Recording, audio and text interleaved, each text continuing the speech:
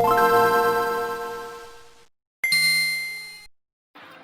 everyone, this is Zibo and welcome to today's video. In this video, I'm going to share with you 5 rare heroes that will be worth spending your resources on, and these 5 heroes will most probably last you very long into the game.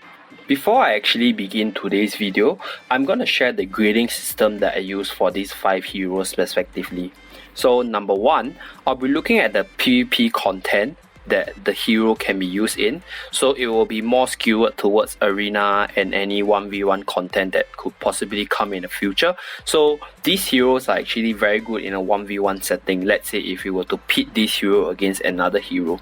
And next one, I'll be looking at the guild rate. So how much damage the hero can do in a guild rate, what purpose does the hero serve in the team for guild rate, and just overall usefulness of the hero in a guild rate.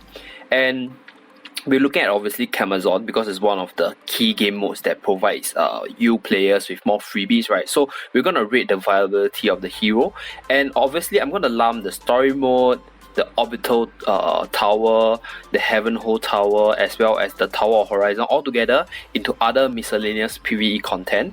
And that is partially to save time because I don't want to talk about each and every PvE content separately, right? And I'm just going to lump them all together because I personally feel that if you were to, make suitable teams to deal with the respective PvE content, you can actually clear it very easily. So, other than, like your arena, guild rate, and Camazon, which are more niche, I'm just going to group all the other PvE content, right, into one big group. So I'm going to grade the heroes based on that. And lastly, just a disclaimer. So the grading system is from 1 to 5, right? So 1 to 5 is relative to rare heroes. So in all honesty, most of your rare heroes are not comparable to unique heroes. So the score that I'm giving these rare heroes, right, is comparative to all the other rare heroes within the pool and not comparative to the unique unit. So please do not misunderstand that. And with all the disclaimer and grading system set in place,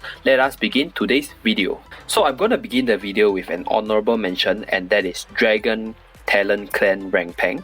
So I rate Rank Pang 4 for PvP out of 5.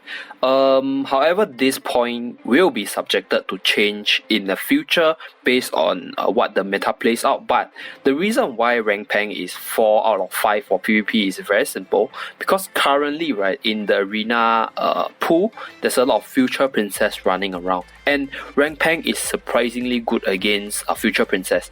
At the same time, right, as most of you guys should have realized by now, tanks are pretty useful for PvP content, because if they can't beat you, they will drain your HP by running away and stalling out the time. And Rank Pang has excellent party buff, which is plus defense 42%, so she can actually act as like a cheap Ogma if you do not have Ogma in your party. At the same time, right, her special ability makes it such that she's really tank when she reached the 30% HP threshold. So in the case where you feel like you can't really fight a battle, you can actually choose to loot for power-up boxes to prepare your next unit. So Rank Pang is actually this unit that is a cheaper version of Ogma and a good unit to deal against the myriad of future princesses or even Eugenes running around in the arena set. So I rate Rank Pang 2 for guild rate, and that is because tanks don't really have a place in guild rate, and the effects of tank will only kick in when your guild actually hits the later stages where the bosses get really painful. So you need to actually put in a tank or a buffer for defense to increase the survival rate of your team. And I put her 3 for Camazon, very simple, because she has the ability to taunt, and she's a mini Ogma, right? So she increases the overall tankiness of your team, and being able to taunt key units in Camazon to prevent the key units from attacking your backlines, right, is also very helpful, and that's why I put her as a 3. So it's like a midpoint between 1 to 5. And the reason why she's actually 3 for miscellaneous is because like I mentioned, she's a mini Ogma, so plus defense buff is super good for your team to increase the survivability if you're not very good at controlling your units to dodge the bosses and stuff. So having a tanker right, that has the ability to buff your whole team from plus defense buff is really good. And so the thing about rank Peng being a 3 is because she's definitely above average compared to other tanks for your PvE content, because the other rare tanks that you currently have don't really have any impact other than Craig and rank Peng. And in terms of rank Peng as a tank, she isn't that good in the team setting, because Craig's tankiness benefits the whole team, because Craig can actually take damage for your team, right? And in terms of that, rank Peng lose out a lot. So I don't think that she's fantastic in a team setting for your general PvE content, because if you're talking about that, Craig does the job way better, and that's why I put her in the midpoint, which is 3, because she's good but not that fantastic if you're looking at the PvE side of things. But she's a great unit for 1v1 settings such as your arena. So the first unit that I absolutely recommend everyone to put their resources in is Princess Aisha. So I'm going to explain the reason why. I grade her 1 for PvP, very straightforward. She's a support unit, she doesn't output enough damage, and her weapon is a one-hand sword, which is very hard to hit anyone in the arena. So she's not suitable for the PvP content. But PvE side is where Aisha really shines. So Aisha is a 5 for guild rates, simply because the buff that she could provide for your team, right, is absolutely phenomenal. Like, she can increase the whole team damage by 80%. So imagine putting that 80% into your range damage dealers such as Bari or Garam, right? Or just in general, if you want to boost your melee team damage output, that buff that she's gonna give, right, is gonna increase your total damage output for guild rates, and that is why she's a 5 for guild rate. Excellent buffer and stuff. And for Camazon, I put her as a 3. The reason is very simple. She has this ability where when she reaches 5 stars, she actually has the chance to tank up, right? So in the earlier stages of Camazon, you actually can use her to help you tide through the battles if you have a healer, and you can use Aisha as a semi-tanker, but her effectiveness will sort of slowly drop off as you reach the later stages, because you will realize the bosses are really hard hitting, and Aisha's defenses will slowly fall off, and her buff, right, because if she doesn't survive long enough, her buff won't really play a substantial effect for your team. So she's great in the earlier stages for Camazon, but she will fall off once you reach the 7 or 8 floor. I grade her a 5 for other miscellaneous PvE content. Very simple, because Aisha can act as a semi-tank, she can equip a shield, and her ability allows her to generate a shield around her. So if you do not have a decent tank in your team, you can actually use Princess Aisha as your front line if you do not have a decent tank build up. And other than tanking, she can also do the buffing for your whole team. So in a very PvE setting, for example, if you're dealing damage to a steel target that doesn't move, right, her buff is super substantial. Like, you see everyone using her for Scarecrow, because 80% boost, hitting on a steel target, you want to maximize your DPS, she's the one to go to, and that's why she's a 5 for other miscellaneous PvE content. The second unit that you should absolutely put some resources into investing is none other than Swordsman Kaiyuki. So I'm pretty sure most of you guys have seen Zoi's video about him using Kaiyuki in top 100.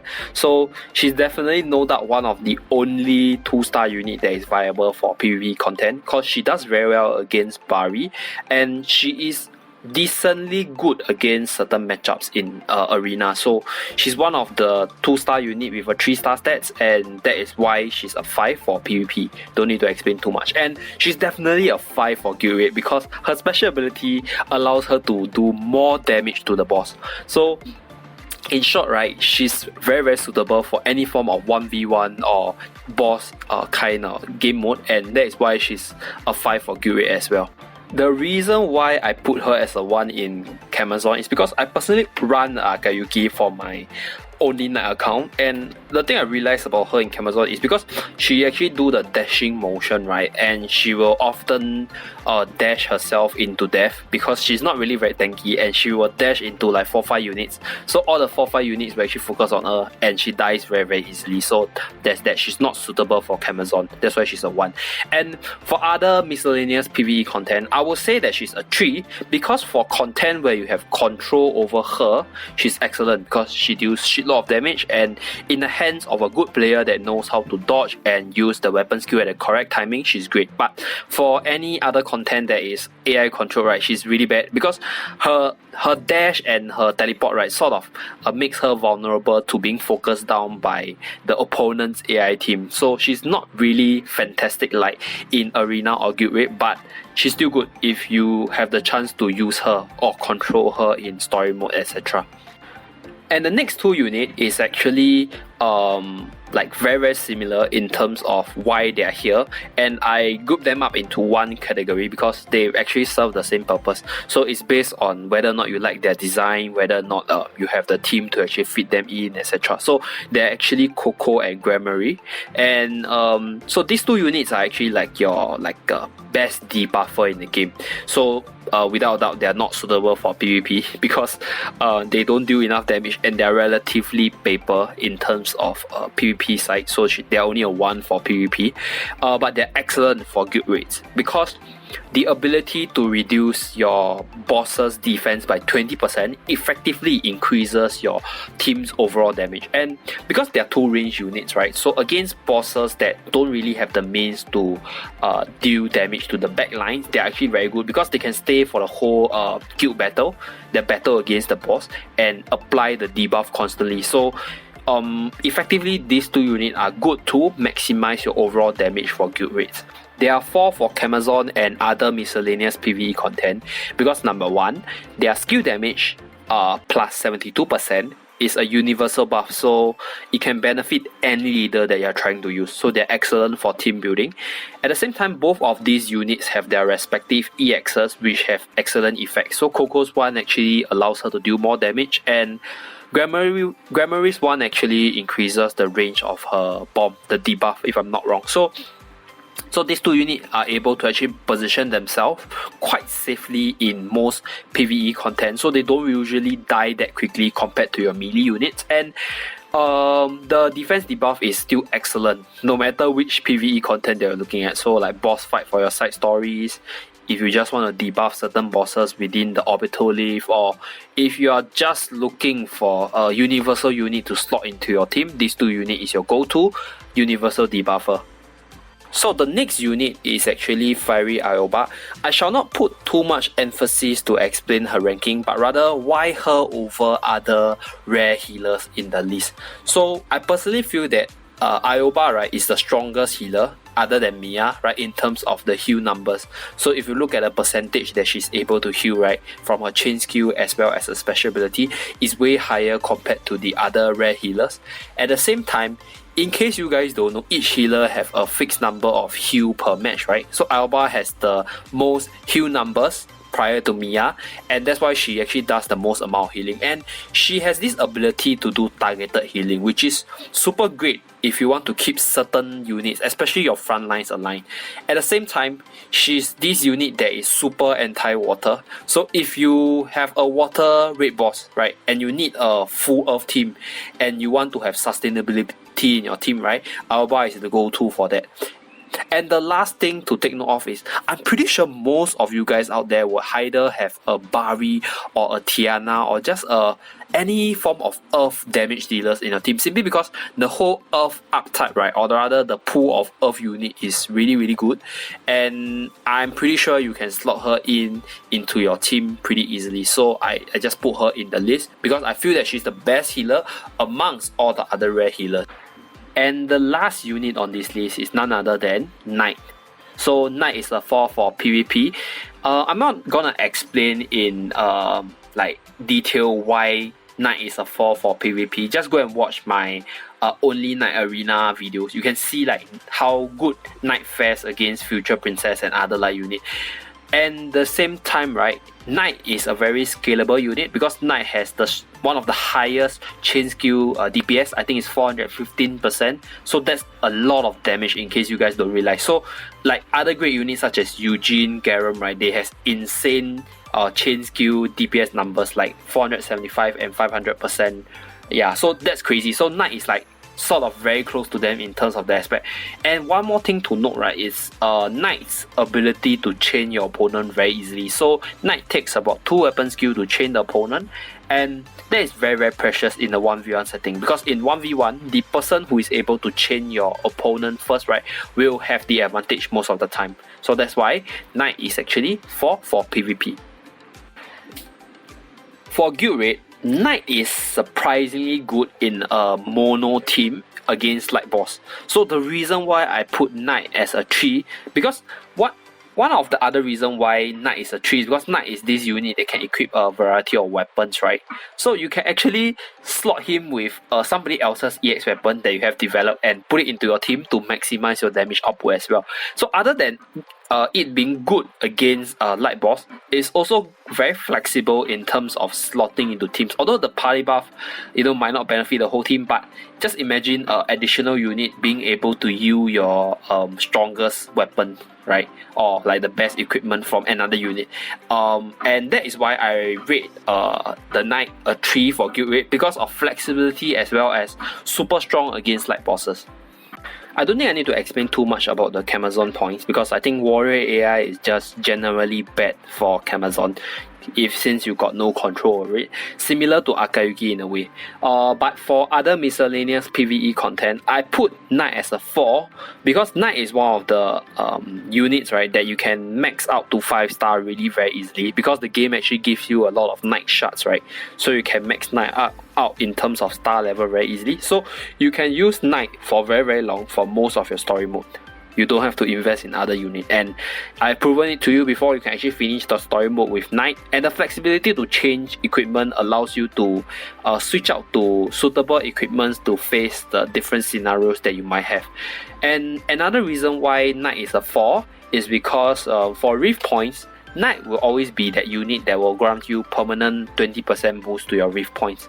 So if you train out a Knight now, probably you can use your Knight for every Rift runs to get additional 20% points, and that is super awesome, right? Like, additional Rift points means that you have more freebies that you can collect, and at the same time, the Knight being at higher level means you can go for higher level Rifts and get more points out of it, and that is great. So that's all for this list, and I think these are the 6 best units in my own opinion that is worthy of your investment in the long run. So they have each their own strengths and weaknesses, so just choose the one to invest in based on the category or aspect that you are lacking in. And I wish you good luck in forming the perfect team for Guardian Tales, and that's all for this video. Thank you very much for watching. Remember to like, subscribe, and turn on the notification bell in order to receive more notification for Zibo Gaming's video. And I'll see you next time. Bye bye.